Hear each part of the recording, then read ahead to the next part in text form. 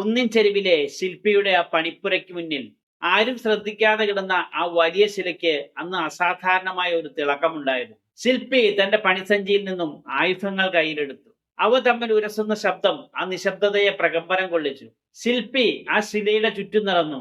അവസാനം മുട്ടുകുത്തി ശിലയുടെ സമീപം ഇരുന്നു. സാവധാനം കല്ലിന്റെ കാതുകളിൽ ഇപ്രകാരം പറഞ്ഞു: അല്ലയോ ശിലയെ, നിന്റെ ഉള്ളിൽ ഒരു ദൈവമുണ്ട്. നിഗൂഢമായ പുഞ്ചിരിയും അനന്തമായ ശാന്തിയും നിന്റെ ഉള്ളിൽ ഉറങ്ങിക്കിടക്കുന്നു. കാറ്റും വെയിലുമേറ്റ് വെറും ഒരു ശിലയായി ഇവിടെ തന്നെ അവശേഷിക്കണോ, അതോ എന്റെ ഉളിയുടെ പ്രഹരത്തിന് പാത്രമായി മനോഹരമായ ശില്പമായി മാറണോ? നീ അനുവദിച്ചാൽ ലോകമറിയപ്പെടുന്ന ഒരു ശില്പമായി നിന്നെ ഞാൻ മാറ്റും. പക്ഷെ ആ വലിയ കല്ല് ഭയത്തോടെ പിന്നോട്ട് വലിഞ്ഞു. വേണ്ട, ഉളിയുടെ മുന എന്നെ വേദനിപ്പിക്കും. ചുറ്റികയുടെ പ്രഹരം എനിക്ക് താങ്ങാനാവില്ല. ശില്പി നിരാശയോടെ അടുത്ത കല്ലിന്റെ അടുത്തേക്ക് നീങ്ങി. അവിടെ അത്ര തന്നെ ഭംഗിയില്ലാത്ത വിരൂപമായ ഒരു കല്ല് കിടപ്പുണ്ടായിരുന്നു. ശില്പി അതേ ചോദ്യം ആ കല്ലിനോടും ആവർത്തിച്ചു. കല്ല് ധൈര്യപൂർവ്വം മറുപടി പറഞ്ഞു: എന്നെ കൊത്തിമിനുക്കിക്കോളൂ. വേദനയുണ്ടാകുമെന്ന് എനിക്കറിയാം. പക്ഷെ ആ വേദനയ്ക്കൊടുവിൽ ഒരു പുണ്യമുണ്ടെങ്കിൽ ഞാൻ അതിന് തയ്യാറാണ്.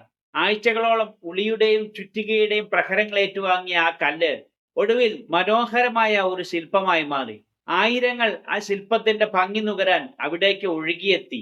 ഒരു ദിവസം ശക്തമായ മഴ പെയ്തതിനാൽ ശില്പത്തിന് ചുറ്റും ചെളി രൂപപ്പെട്ടു. ആളുകൾ വഴിയിൽ കിടന്ന ആ വലിയ ശിലയെ വലിച്ചു ചെളിയിലിട്ട് മൂടി.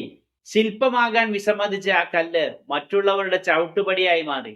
ഈ കഥ വെറും ഒരു കല്ലിൻ്റെതല്ല, നമ്മുടെ ഓരോരുത്തരുടെയും ജീവിതമാണ്. ഓരോ മനുഷ്യന്റെ ഉള്ളിലും അന്തർലീനമായ ഒരു ശില്പമുണ്ട്. നമ്മിലെ പോരായ്മകൾ ചെത്തിമിനുക്കുമ്പോഴാണ് യഥാർത്ഥ വ്യക്തിത്വം രൂപപ്പെടുന്നത്. വേദന എന്നത് വളർച്ചയുടെ ഭാഗമാണ്. പീഡനങ്ങളും പ്രയത്നങ്ങളും ഇല്ലാതെ ആത്മസാക്ഷാത്കാരം സാധ്യമല്ല. താൽക്കാലിക സുഖങ്ങൾക്ക് പുറകെ പോകുന്നവർ കാലത്തിന്റെ ചവിട്ടടിയിൽ ഒടുങ്ങും. ഒരേ സാഹചര്യത്തിൽ വളരുന്ന രണ്ടുപേർ വ്യത്യസ്ത നിലകളിലെത്തുന്നത് അവരുടെ പ്രതികരണങ്ങൾ കൊണ്ടാണ്. മാറ്റങ്ങളെ സ്വീകരിക്കാനുള്ള മനോഭാവമാണ് ഒരാളുടെ നിലവാരം നിശ്ചയിക്കുന്നത്. ഒരു ശില്പിയെ പോലെ അധ്യാപകർക്കും ഗുരുക്കന്മാർക്കും വഴി കാണിച്ചു തരാൻ മാത്രമേ കഴിയൂ. അവരുടെ ഉളിക്കുത്തിന് കീഴിൽ സ്വയം അർപ്പിക്കണോ, അതോ വെറും ചവിട്ടുകല്ലായി അവശേഷിക്കണോ എന്നത് ഓരോരുത്തരുടെയും വ്യക്തിപരമായ ഉത്തരവാദിത്തമാണ്. ഓർക്കുക, വേദനകളെ ഭയന്നാൽ വെറും ചവിട്ടുകല്ലായി അവശേഷിക്കും. അതിനെ അതിജീവിച്ചാൽ ലോകം ആരാധിക്കുന്ന ഒരു ശില്പമായി മാറും. തീരുമാനം നമ്മളുടെ ഓരോരുത്തരുടെയുമാണ്. വീഡിയോ ഇഷ്ടപ്പെട്ടാൽ ഷെയർ ചെയ്യാനും ലൈക്ക് ചെയ്യാനും സബ്സ്ക്രൈബ് ചെയ്യാനും മടിക്കരുത്. നിങ്ങളുടെ പ്രതികരണങ്ങളാണ് എൻ്റെ മോട്ടിവേഷൻ. Thank you.